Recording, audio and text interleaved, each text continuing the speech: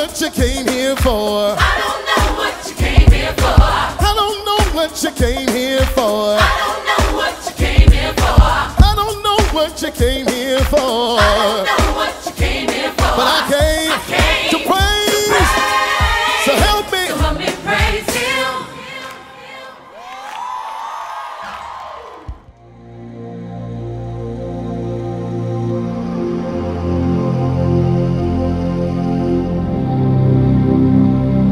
La semana pasada comenzamos con gracia.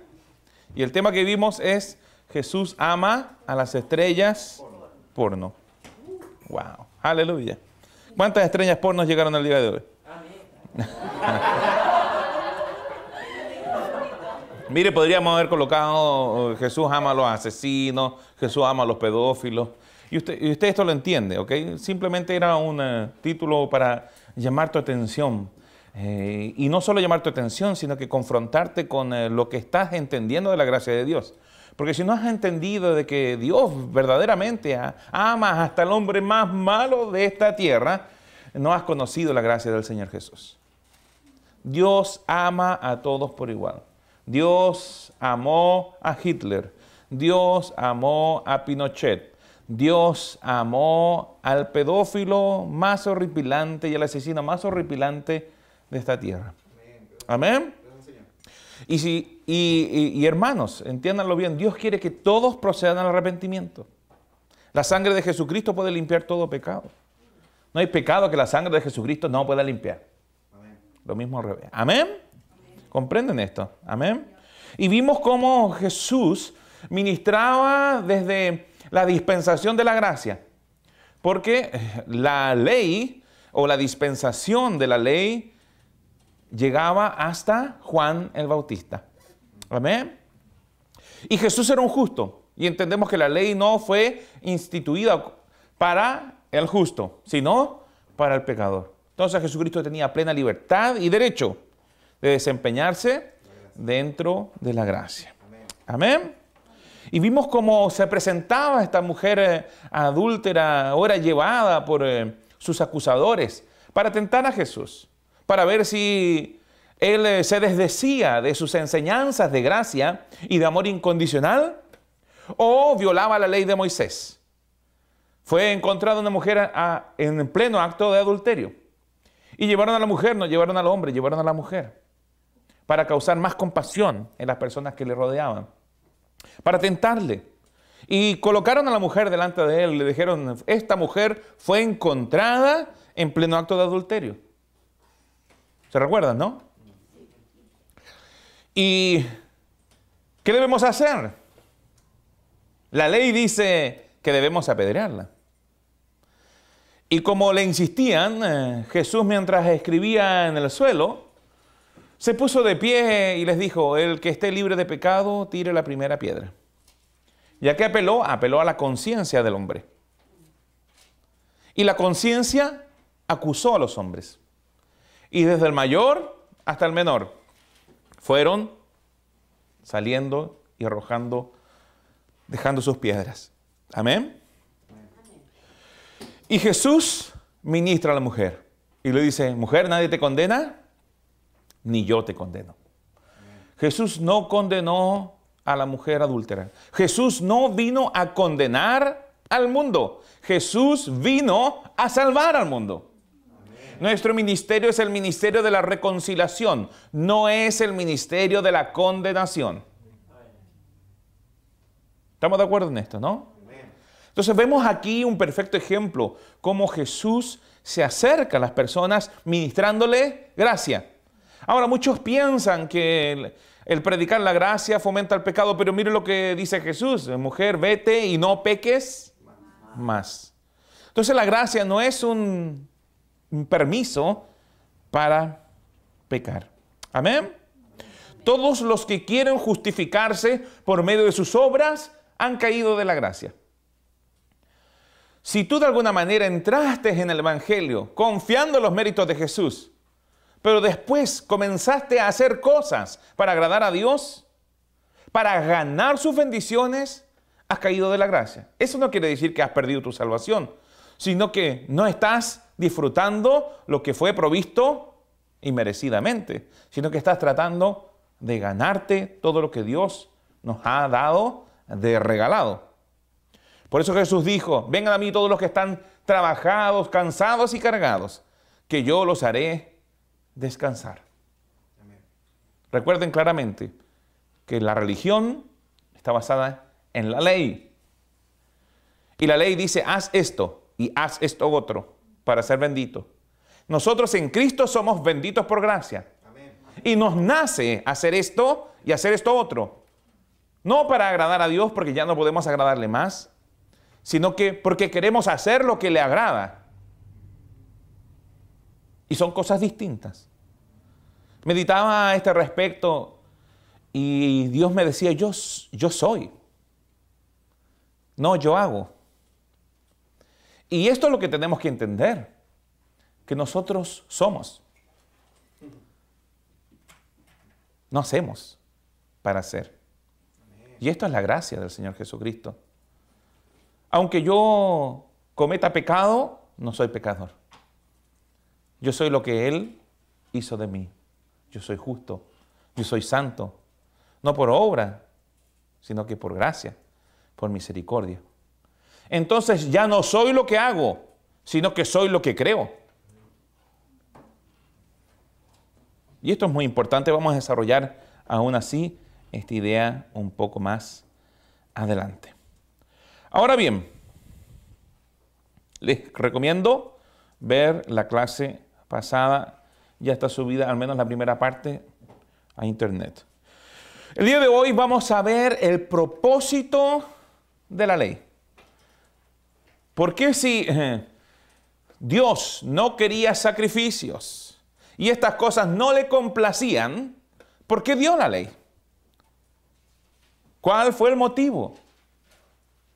¿Por qué Dios dio la ley al hombre si Dios no quería la ley? Primeramente tenemos que comprender que fuimos nosotros los que tomamos la decisión de comer del árbol del conocimiento del bien y del mal. El apóstol Pablo dice claramente, porque por medio de la ley conocí yo la diferencia entre el bien y el mal. Entonces entendemos que el árbol del conocimiento del bien y del mal que estaba en el centro de Edén, así como el árbol de la vida, es el árbol de la ley. Porque por medio de la ley es el conocimiento del bien y del mal. ¿Entienden esto? Entonces el árbol de la ley o el árbol del conocimiento del bien y del mal no había sido constituido o colocado allí en Edén para el hombre. Dios le dijo, de este árbol, de este fruto, no comeréis. ¿Entienden lo que les digo, no? De este árbol no comeréis, porque el día que de él comieren, ciertamente morirán. Amén. La ley no era para el hombre, pero el hombre tomó la decisión de comer de ese árbol. Entonces, no es que Dios quisiese darles la ley, sino que el hombre activó la ley. Y esto tuvo consecuencias. El hombre vino a ser imputable de pecado. Vino a tener conciencia de pecado. El espíritu de esclavitud lo tomó. Su espíritu murió. Y el temor lo gobernó. Amén. Pero vamos a continuar desde la perspectiva del libro de Romanos para poder comprender cuál es el propósito de la ley. Amén. Romanos capítulo 2, versículo 1, dice así. Por lo cual eres inexcusable, oh hombre, quien quiera que seas tú que juzgas. Pues en lo que juzgas a otro, te condenas a ti mismo. Porque tú que juzgas, haces lo mismo. Mas sabemos que el juicio de Dios contra los que practican tales cosas es según verdad. Y piensas esto, oh hombre, tú que juzgas a los que tal hacen y haces lo mismo, que tú escaparás del juicio de Dios. O menosprecias las riquezas de su benignidad, paciencia y longanimidad, ignorando que su benignidad te guía al arrepentimiento. ¿O menosprecias las riquezas de su benignidad, paciencia y longanimidad, ignorando que su benignidad te guía al arrepentimiento? Es la benignidad de Dios la que nos guía al arrepentimiento, conforme a estos versículos. Amén. Es la bondad de Dios la que nos guía al arrepentimiento. Que te acusen no te va a guiar al arrepentimiento.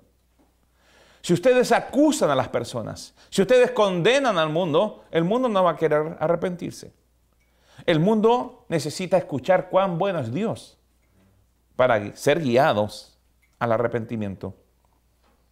En este capítulo, Pablo comienza un diálogo con los que cuestionaban su doctrina, por lo que comienza a ir tras los judíos que confiaban en su bondad.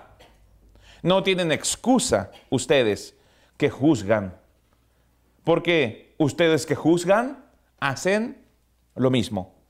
Eso es lo que está estableciendo. Recuerden que vamos a ver que Pablo habla a los judíos en muchos casos. Y los judíos pensaban ser mejores que los gentiles. Y eso es lo que hace siempre un religioso. Considera que es merecedor o merece más el amor de Dios que un pecador. Amén. Ellos decían, bueno, no solo está la evidencia de lo creado y el testigo interno, sino que nos ha sido dada la ley. Vimos en el capítulo 1 que todos somos culpables porque todos hemos conocido que existe Dios. A todos Dios se le ha revelado. Primeramente por lo creado, porque podemos ver en lo creado que hay un sumo arquitecto. Y segundo, porque tenemos un testimonio interno. Dios se ha revelado al corazón de cada hombre. Desde esa perspectiva no existe el ateo, sino que el ateo es un individuo que se ha convencido intelectualmente de que Dios no existe, aunque él sabe que existe. Amén. Por eso cuando usted hable a una persona, no importa que él se diga ateo, usted tiene la convicción, conforme a la palabra de Dios, que él sabe que Dios existe. Amén. Amén. Y usted sabe que ese individuo le está buscando de alguna manera y tiene necesidad de Dios. Entonces, ¿sabe qué? Para todos los que están compartiendo el Evangelio, no se desespere cuando le toque un ateo. Por el contrario, lo que sale de su boca no necesariamente es lo que está en su corazón. ¿Ok? Así que hable con denuedo, hable con convicción. Hable a la conciencia del individuo. La conciencia va a responder por él. Amén. Ninguno de nosotros puede ser salvado por las obras de la ley, sino solo por la gracia de nuestro Señor Jesucristo. No es la ira de Dios la que nos guía al arrepentimiento, sino su bondad la que nos guía al arrepentimiento. La Biblia o la versión amplificada de la Biblia dice, en estos mismos versículos de Romanos, capítulo 2, dice, ¿o eres tan ciego como para despreciar y subestimar las riquezas de su bondad, dominio sobre sí mismo y paciencia de largo sufrimiento? Si alguien tiene la pregunta de qué es lo que significa longanimidad, eso significa paciencia de largo sufrimiento. ¿Eres inconsciente o ignorante del hecho que la bondad de Dios tiene por propósito guiarte al arrepentimiento? Guiarte a cambiar tu manera de pensar y ser interior para aceptar, la voluntad de Dios. Entonces, o eres ciego o eres inconsciente o ignorante. Si no estás comprendiendo que la condenación no guía a nadie al arrepentimiento, sino que es la bondad de Dios. La bondad de Dios tiene por propósito guiar a las personas al arrepentimiento. ¿Sabe que el religioso se resiste a este mensaje? Yo cuando he compartido en círculos muy religiosos este mensaje, me empiezan después a mandar por Facebook versículos que dicen que Dios los castigó y de esa manera ellos aprendieron. Y tratan de respaldar su doctrina con que es bueno que Dios los castigue, porque Dios les enseña por medio del dolor. Pero hermanos, Proverbios 16:6 dice claramente: con misericordia y verdad se corrige el pecado. El pecado no se corrige con condenación. Tú con condenación vas a quitarle toda esperanza a una persona.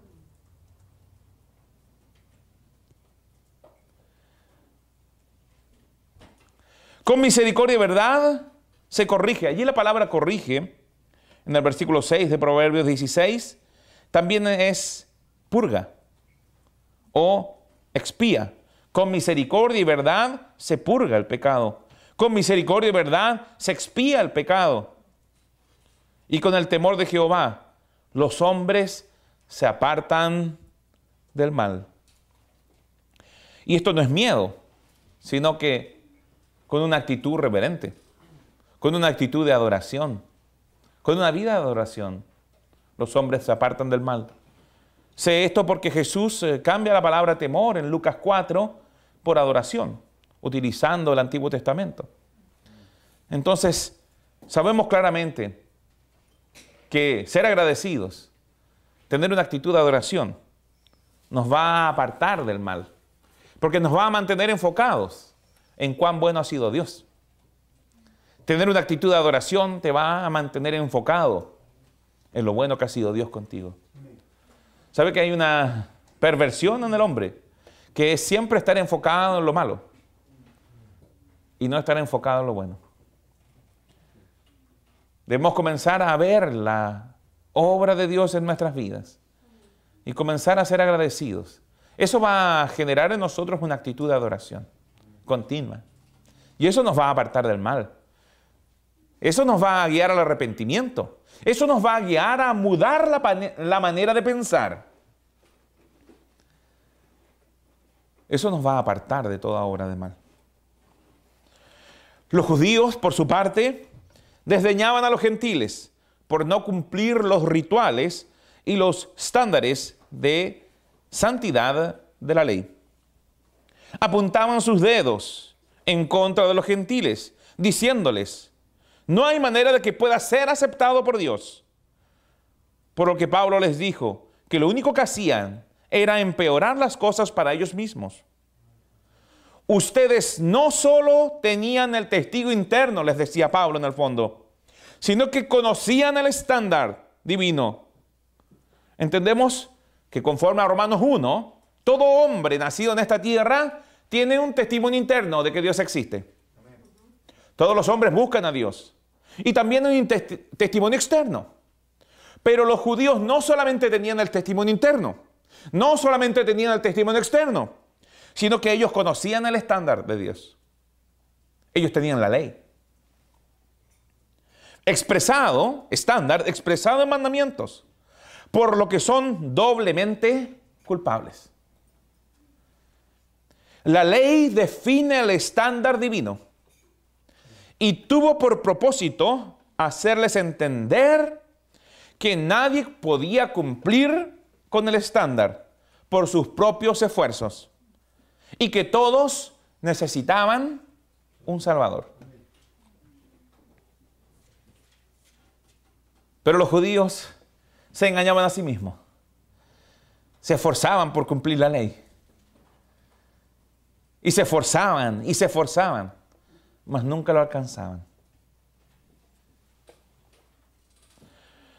Avanzamos un poco a Romanos 3:12, dice así: todos se desviaron, a una se hicieron inútiles. No hay quien haga lo bueno, no hay ni siquiera uno. Amén. ¿Está usted allí? Romanos 3.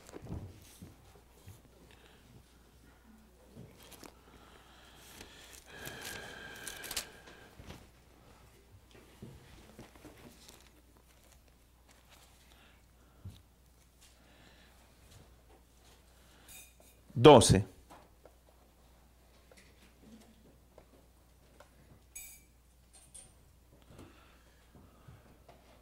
Voy a partir en el 10, dice, como está escrito, no hay justo, ni aun uno, no hay quien entienda, no hay quien busque a Dios. Miren, estos son versículos que me enseñaron muchas veces para decirme que yo era un pecador y que no era justo. Y usted los va a escuchar cuando usted le empieza a decir que no, yo soy justo por la gracia de Dios. No, yo soy santo por la gracia de Dios. No, no hay ni un justo, dice la palabra de Dios. Sí, pero ¿qué está citando el apóstol Pablo aquí? Está citando el Antiguo Testamento. Antes de Jesucristo no había ningún justo, eso es cierto. A no ser los que eran de la fe de Abraham, porque el justo por la fe vivirá. Dios justificaba por fe, amén, pero no por obra. No hay ni un justo por cumplir con la ley. Ni uno. No hay justo, ni aun uno. Ni aun uno. Oiga, esto es evidente, ¿no? Bueno, sabemos que Jesucristo era justo, ¿no? Al menos había un justo por cumplir la ley. Entonces, estos son dichos antes de Jesucristo. No hay quien entienda, no hay quien busque a Dios. ¿Quién está buscando a Dios en este lugar? Gloria a Dios. Todos se desviaron, a una se hicieron inútiles. No hay quien haga lo bueno. No hay ni siquiera uno. Wow, ¿cierto? Avancemos hasta el 19. Pero mire lo que dice, porque está hablando aquí del Antiguo Testamento. Está hablando de la ley. Amén. Pero sabemos que todo lo que la ley dice, lo dice a los que están bajo la ley. O sea, todo lo que acabamos de leer no es para nosotros. Porque nosotros no estamos bajo la ley, sino que estamos bajo la gracia. Amén. Y eso es lo que no entienden los que esgriman estos versículos para decir, no, no hay justo. La Biblia dice en el Nuevo Testamento que no hay justo, sí, pero el Nuevo Testamento está citando el Antiguo Testamento, que es la ley, que claramente no es para nosotros. Aleluya. ¿Entienden esto? Pero sabemos que todo lo que la ley dice, lo dice a los que están bajo la ley. ¿Y para qué lo dice? Para que toda boca se cierre y todo el mundo quede bajo el juicio de Dios. Para que toda boca se cierre y todo el mundo quede bajo el juicio de Dios. O para que todos sepan que son culpables. Ya que por las obras de la ley, ningún ser humano será justificado delante de él. Porque por medio de la ley es el conocimiento del pecado. Porque por medio de la ley, porque por medio del árbol del conocimiento del bien y del mal, es el conocimiento del pecado. Amén. Pablo ya ha presentado el mensaje como el evangelio de la gracia. El evangelio de la misericordia. Es lo que predicaba Jesucristo. Que produce salvación con todo lo que ella significa. Como un regalo. Amén. Pero también ha establecido que los no religiosos tienen un conocimiento intuitivo de la ira de Dios. Y que los religiosos o los judíos son doblemente culpables. Porque no solo tienen un conocimiento intuitivo y también tienen un conocimiento de Dios por medio de lo creado, sino que ellos tenían la ley. Amén. Pero ahora comienza a establecer una verdad radical, que la ley y lo escrito entre los versículos 10 y 18, que es lo que estábamos hablando, es para los que están bajo ella, o sea, para los judíos, para los que están bajo la ley. Los judíos cristianos insistían que los gentiles cristianos debían convertirse al judaísmo. A ellos se les llamaba los judaizantes. Es más, todavía hay judaizantes. Todavía hay gente que cree en Jesucristo como el Mesías, pero practica los rituales del judaísmo. Y usan kepí y celebran el Yom Kippur. Y les pasa a muchos pastores que se van a conocer Tierra Santa. Vuelven trastornados con la religión. Los judíos cristianos insistían que los gentiles cristianos debían convertirse al judaísmo y observar la ley antes de venir a considerarse verdaderos cristianos. Entonces, el propósito de la ley para los que están bajo ella es que toda boca se calle y todos vengan a comprender que son culpables. Nunca fue dada la ley con el propósito de justificar. Eso es lo que los judíos creían. Justificarse por las obras de la ley. Es lo que ellos intentaban de manera continua, sin nunca lograrlo. Solo Jesucristo puede purgar el pecado de nuestras vidas. Solo la misericordia y la gracia de Dios, manifestada en la obra perfecta de Jesucristo, puede purgar el pecado de nuestras vidas. Puede expiar el pecado de nuestras vidas. De acuerdo a Romanos 3:19, dice, pero sabemos que todo lo que la ley dice, lo dicen los que están bajo la ley, para que toda boca se cierre y todo el mundo quede bajo el juicio de Dios. ¿Quién es? Todo el mundo. O sea que mediante la ley, todo el mundo queda bajo el juicio de Dios. Por eso es que muchas veces, cuando las personas se creen buenas, nosotros tenemos que usar la ley y hablar a la conciencia del individuo. Entendemos que la ley no fue constituida para el justo, pero también la palabra de Dios dice que hay un uso legítimo, que la ley fue constituida para el pecador, para que por medio de la ley sepa, conozca la diferencia entre el bien y el mal. Porque si bien sus conciencias los acusan, ellos han aprendido a acallar la conciencia, al punto que su conciencia se vuelve cauterizada. ¿Conoce usted este concepto de cauterizado? Cuando usted tiene un trozo de carne y lo tira a la parrilla o al sartén, ¿qué acontece con la carne? La carne se quema, ¿cierto? Se cauteriza, se sella. Pero nosotros venimos con una espada o un cuchillo y la partimos y por dentro está tierna. Lo mismo acontece con la conciencia. La conciencia del hombre puede ser cauterizada. Pero cuando usted viene con la espada de doble filo, usted puede abrir la conciencia. ¿Me entiende? Por eso que usted puede preguntarle a las personas si están cumpliendo los mandamientos. Y si, entendámoslo claramente, estamos hablando a la conciencia del individuo. En la conciencia del hombre está escrita la ley.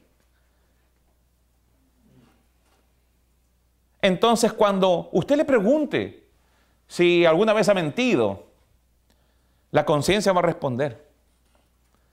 Y va a decir, sí, he mentido. ¿Y cómo se le llaman a los que mienten? Mentiroso. Y si usted pasa por cada uno de los mandamientos, usted se va a dar cuenta de que la conciencia va a responder y se va a acusar a sí mismo. Y el tipo va a reconocer varios problemas en su vida, varios pecados en su vida. Y si usted le pregunta entonces, si Dios te tuviese que juzgar por la ley, ¿serías inocente o culpable? La conciencia va a responder y va a decir culpable. Y si eres culpable, ¿cuál es tu destino? ¿El cielo o el infierno? El infierno. Eso es lo que mereces si eres culpable. ¿Cierto? Entonces, y solo entonces, la persona va a poder recibir la buena noticia. Amén. Solo entonces va a entender que necesita un Salvador, que no puede ganar la entrada al cielo por sí mismo. Solo entonces va a querer escuchar de la bondad de Dios. Porque muchos creen a su manera. Muchos creen que Dios es bueno, pero Dios también es justo. Muchos creen que Dios es bueno, pero Él también es justo. Si hay un hombre que asesina a tu hijo, ¿qué es lo justo? Que se haga justicia, ¿no? ¿Cierto? Bueno, si eso es justicia para ti, y realmente la justicia del hombre no obra la voluntad de Dios, no obra la justicia de Dios, ¿cuánto más justos son sus decretos? Es justo que cuando usted se pasa una luz roja, reciba una sanción. Es justo que cuando alguien comete un delito, reciba una sanción. Es justo. ¿Me entienden? Entonces es justo también que el Padre nos juzgue si hacemos algo mal. Gloria a Dios que hoy día estamos bajo la gracia y no bajo la ley. Y que todo el castigo que tú y yo merecíamos lo recibió Jesucristo. Y que todos nuestros pecados en Cristo fueron ya juzgados. De manera tal que no tengamos más conciencia de pecado. Ni sintamos condenación, ni culpa. Ni haya castigo para nosotros. Y si no hay castigo, no hay miedo tampoco. De manera tal que podamos servir al Dios vivo. Con confianza, con denuedo.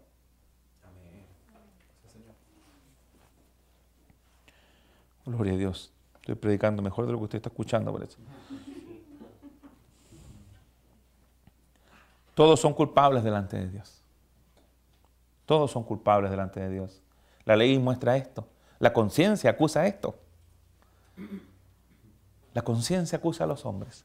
La conciencia es la que los hace comenzar a vivir mal. Pasa el tiempo. Por eso que muchas veces tenemos que pasar por cosas fuertes y feas y haber hecho mal para darnos cuenta que tenemos necesidad de Dios. Porque la conciencia nos comienza a acusar. Y la conciencia no te deja tranquilo. La conciencia no te va a dejar tranquilo, te va a acusar, te va a acusar. Es por eso que hay gente que mata a otra y después va a entregarse. Porque la conciencia no los deja en paz. Si no tuvieran conciencia, no habría ningún inconveniente. Amén. Es la conciencia lo que tiene enferma a la sociedad.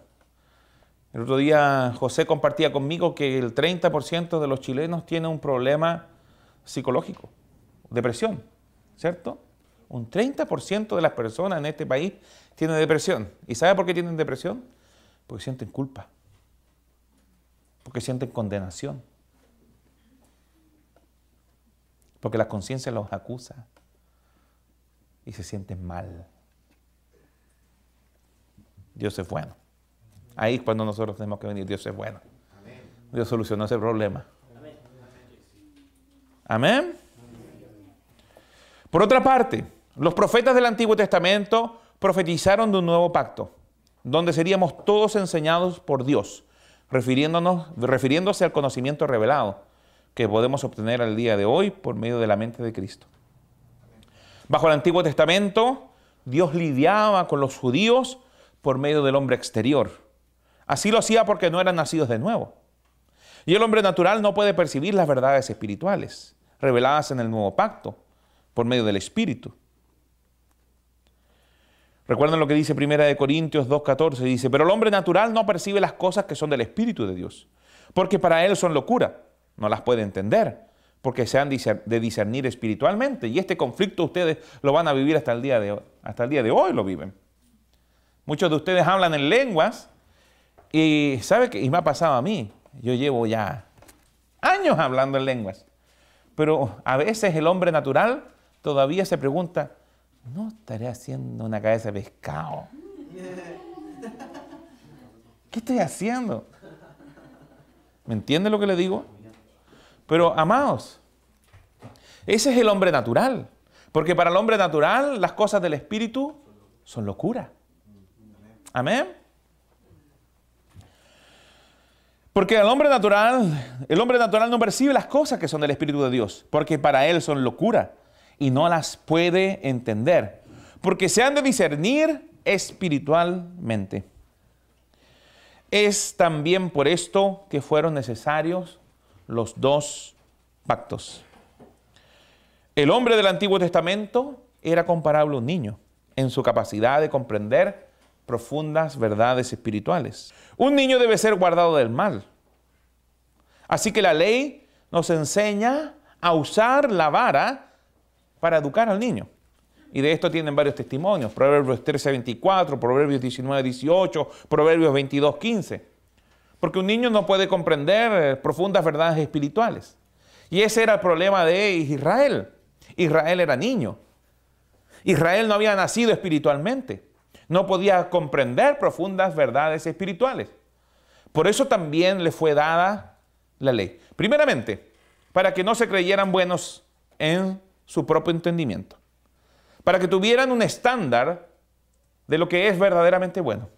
Ustedes se creen buenos, esto es bueno.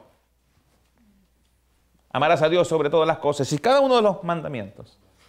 ¿Quién alcanza el estándar? Nadie, entonces cállense.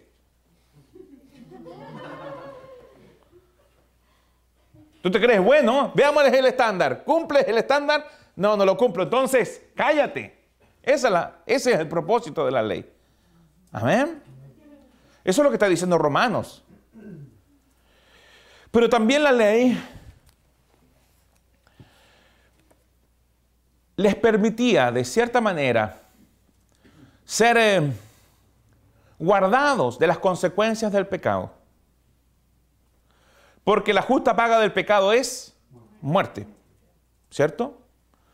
Entonces, de esta manera, con miedo al castigo, Israel era guardado de las consecuencias del pecado. ¿Y por qué era así? Porque eran niños y no podían comprender verdades espirituales, ni podían nacer de nuevo. Porque para que un hombre naciera de nuevo, tenía que venir Jesucristo. Tenía que morir y resucitar. ¿Me entienden?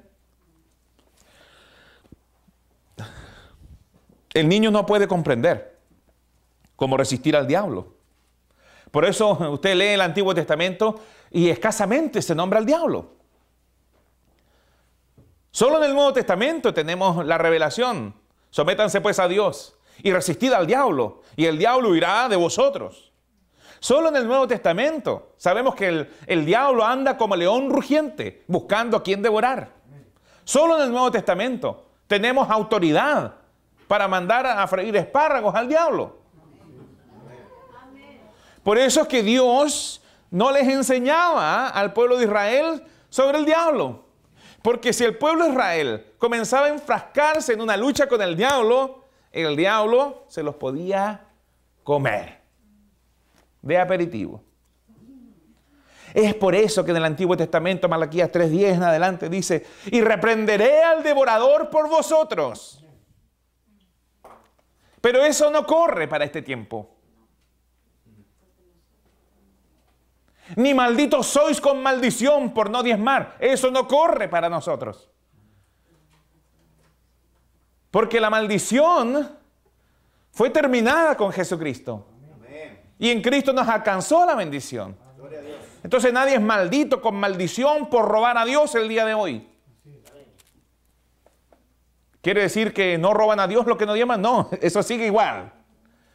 ¿Me entiende? Pero antes la maldición alcanzaba al que robaba a Dios. ¿Comprende lo que estoy diciendo? Y la gente diezmaba para que Dios pudiese reprender al devorador por ellos. Porque Israel no podía reprender al devorador por sí mismo. Solo los nacidos de nuevo y los que estamos en Cristo Jesús podemos reprender al devorador. Y el devorador huirá de nosotros. Amén. Entonces un niño debe ser guardado del mal. Y la ley nos enseña a usar la vara para educar al niño. Dios usaba la vara con Israel para educar a su pueblo. El niño no puede comprender cómo resistir al diablo. Y aun cuando el niño sea tentado, dirá, no, por causa del temor al castigo de la vara. No, porque me van a castigar. No, no puedo hacerlo porque me van a pegar. ¿Entiende lo que le digo? Por eso que lo hacía Israel, por miedo al castigo. De la misma manera, los santos del Antiguo Testamento eran guardados del pecado por medio del temor al castigo de Dios. Esto controló hasta cierto punto la acción del diablo sobre el pueblo de Dios, pero también evitó que el pueblo de Dios conociera lo mejor de Dios, conociera la bondad de Dios y así pudiese recibir lo mejor. Gloria a Dios que ya no servimos a Dios bajo el temor al castigo, por el no cumplimiento de la ley, como lo hacíamos cuando éramos niños, bajo la ley, sino que le servimos por amor, porque envió el Espíritu de su Hijo a vivir en nosotros. Le servimos con una naturaleza cambiada por un nuevo nacimiento. ¿Quiere decir que la ley es mala? No. La ley es buena y el mandamiento es justo. Continuamos. Vamos rápidamente a Romanos 8, versículo 3. Voy a tratar de ir ordenadamente, pero hay tópicos que se tratan dentro del libro de Romanos más adelante. Así que es necesario poder avanzar y después volvemos nuevamente donde hemos quedado en el libro de Romanos.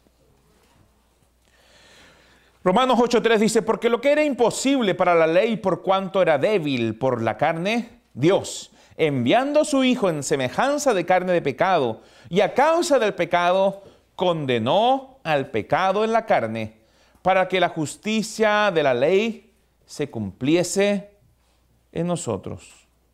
Aleluya.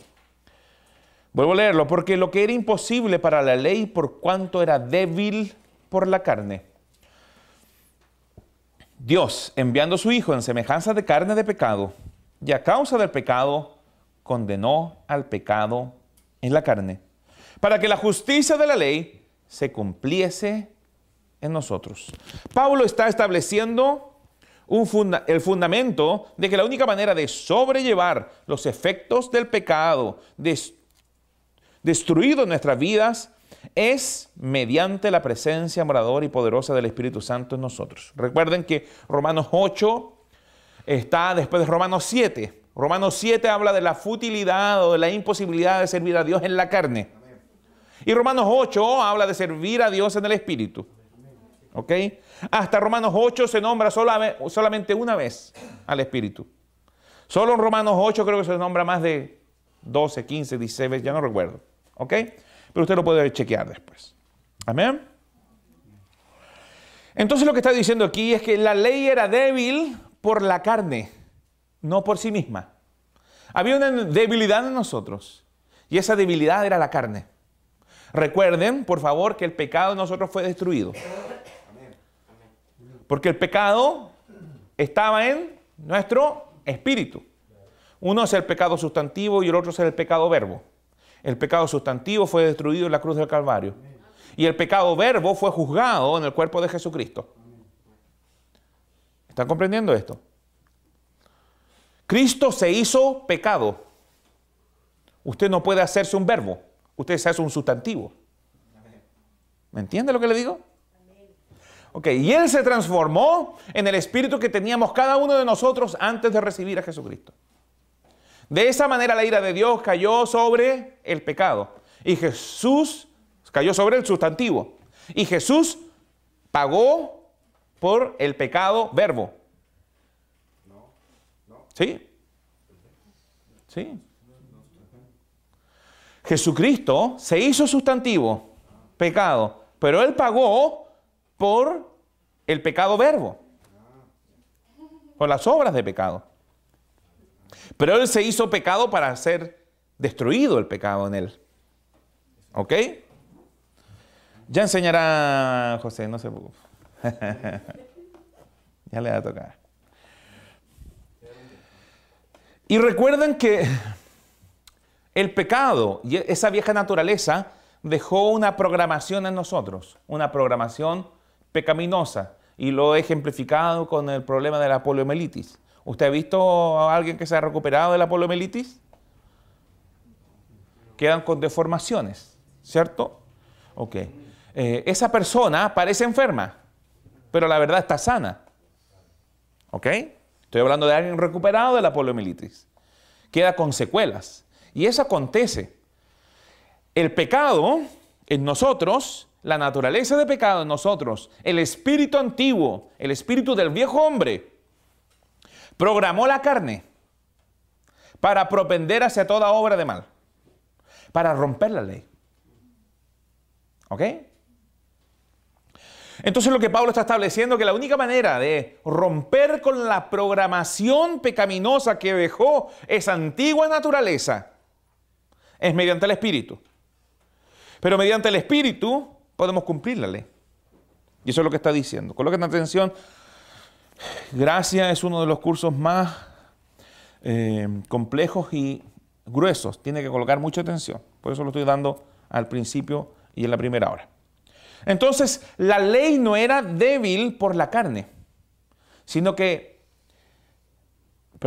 la ley no era débil en sí misma, sino que era débil por la carne. ¿Ok? Por eso dice, por cuanto era débil por la carne. Porque lo que era imposible para la ley, por cuanto era débil por la carne. ¿Qué es lo que era imposible? Justificar al hombre.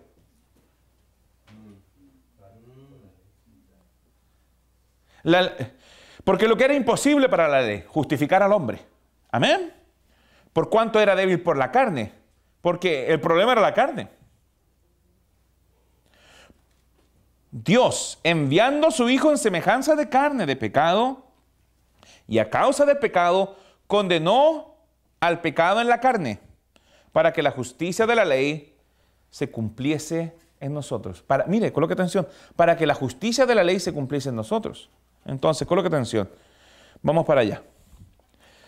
Entonces, la ley era débil por la carne, no por sí misma. Mas la ley y la carne estaban unidas. Porque usted no podía cumplir la ley si no era por medio de la carne. ¿Me entiende? Porque la ley demandaba que se hicieran cosas. ¿Amén? ¿Estamos de acuerdo en esto, no? La ley debía manifestarse en obras. Y esto era por medio de la carne. Amén. Mas la ley y la carne estaban unidas como una cadena. Y la cadena es tan fuerte como el eslabón más débil. Romanos 7:12 dice, de manera que la ley a la verdad es santa y el mandamiento santo, justo y bueno. O sea, la ley es santa, justa y buena. La ley te dice lo que es bueno. Y al decirte lo que es bueno, también te dice lo que es malo. ¿Cierto? Y conoces la diferencia entre el bien y el mal por medio de la ley. La ley también define el estándar de lo perfecto. O sea que la ley define a Jesús. Por eso la ley es buena. Porque Jesús es el estándar de la perfección. ¿Entiende lo que le estoy diciendo? Amén. En el fondo, la ley define la estatura del varón perfecto. ¿Ok? Pero usted nunca va a alcanzar al varón perfecto tratando de hacer la ley, sino que creyendo en Jesucristo. Ahora, al creer en Jesucristo, usted va a tener la habilidad de cumplir con la ley. No para ser declarado justo, sino que porque es su nueva naturaleza. No matar, no robar, no fornicar, no codiciar, amar a Dios sobre todas las cosas, etc.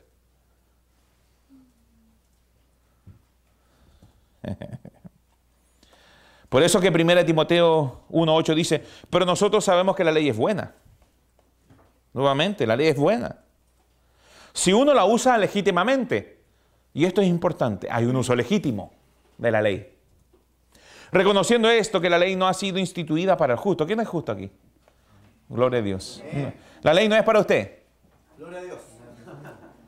sino para los transgresores y rebeldes.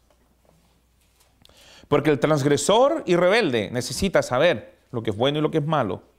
Aunque lo sabe en su corazón, necesita entender que los que practican tales cosas son dignos de castigo, de condena. ¿Ok? Si bien la ley era fuerte, no podía hacernos justos por causa de la carne, que es débil. Por eso Pablo decía, yo sé que en mí, esto es, en mi carne, no mora el bien. Porque el querer el bien está en mí, pero no el hacerlo. Entonces aquí describe el conflicto entre la carne y el espíritu. Entre la carne corrompida por los deseos engañosos de la antigua naturaleza, del antiguo hombre. Amén. Del pecado en nosotros, que fue destruido, gloria a Dios. Mas Jesús condenó al pecado en su carne. La ley podía dar vida si la carne hubiese sido fuerte. La ley podría habernos dado vida si la carne hubiera sido fuerte. Pero como la carne era débil, la ley nos mató. Por eso que Jesucristo pudo cumplir la ley. Porque su carne era fuerte. Porque nunca fue entrenada en perversión. Porque Él nació con un espíritu vivo. Nunca tuvo el pecado en sí mismo hasta que se convirtió en pecado. Amén. Él hizo lo que ninguna carne había hecho. El mandamiento era para vida, pero ninguno pudo cumplir la ley. Por eso Dios se tuvo que hacer carne. Y hallé que el mismo mandamiento que era para vida, a mí me resultó para muerte, dijo el apóstol Pablo. O sea, el mandamiento era para vida. Y de hecho, si la ley no hubiese sido cumplida, todos estaríamos muertos en nuestros delitos y pecados. Ninguno tendría vida en su espíritu.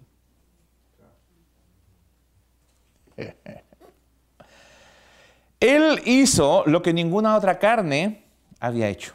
Cumplió la ley, con lo que ganó la vida de Dios y el premio por cumplir la ley. Esto le garantizó vida eterna, pero antes de que pudiera dárnosla, había una deuda que pagar. O sea, Jesucristo al cumplir con la ley, ganó la vida eterna. Ganó la bendición. Pero antes de podernoslas dar, Él tenía que pagar. Alguien tenía que pagar. ¿Comprende? Es como si, condenados a muerte, alguien nos regalara una fortuna. No nos sería de ningún beneficio a menos que ese alguien tomara nuestro lugar para que podamos disfrutar la fortuna. Un condenado a muerte recibe la visita de un señor. Hola, te quiero regalar una fortuna. Pero si me van a matar, ¿de qué me sirve la fortuna? ¿Me entiende? Entonces Jesucristo es esta persona que entró a la cárcel y te dijo, tengo una fortuna para ti. Pero me van a matar, Señor. ¿De qué me sirve la fortuna? Yo voy a tomar tu lugar. Para que tú tengas vida y disfrutes la fortuna. ¿Entiende? Amén. Gracias, Señor.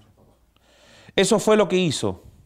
Nos dio su justicia y cargó con nuestros pecados y castigos. Jesús hizo mucho más que darnos vida. Él también pagó por el pecado. Dios colocó la condenación y juicio que merecíamos nosotros sobre Jesús. La perfecta carne de Jesús fue condenada de manera que nuestra imperfecta carne fuese puesta en libertad. La deuda fue pagada. Nadie puede volver a ser juzgado por este mismo hecho. Entonces lo que queda es creer. Y quien no cree, se ha condenado. Ese es el único pecado de muerte. Amén.